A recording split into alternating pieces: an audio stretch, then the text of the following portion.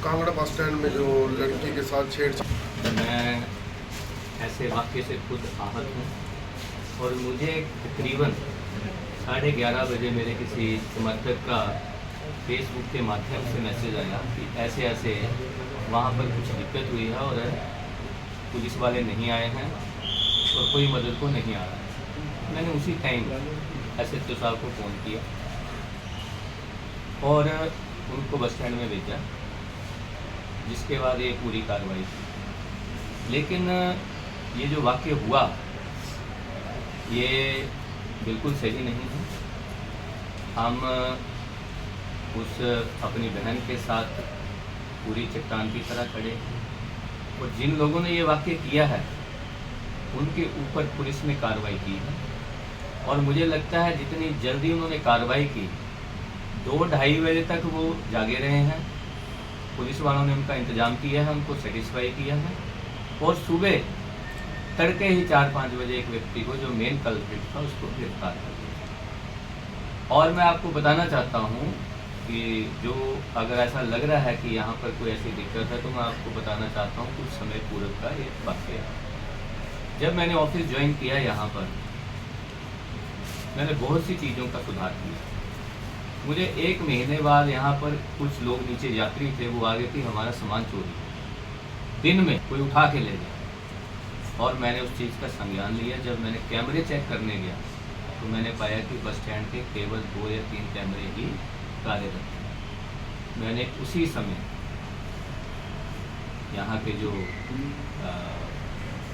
सूद साहब हैं जो बस स्टैंड को देखते हैं और अपने DM को बोलना कि चिट्ठी लिखते हैं और 1 महीने के अंदर हमने सारे कैमरे नए करवा दिए और हर चीज़ अब उस कैमरे की नज़र में होती है। और यही फ़ायदा हुआ इस केस में। SHO साहब यहाँ पर आए सुबह तक, उन्होंने बोला कि मुझे फुटेज से पहले मुझे फ़ोन आया उनका कि आपके कैमरे चल रहे हैं।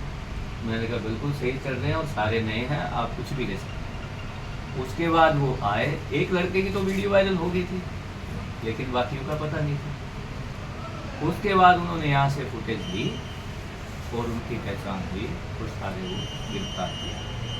कल्प्रिट तो मेन एक ही था और उसके बारे में मुझे पता चला कि उसने पहले भी ऐसे कई कांड किए।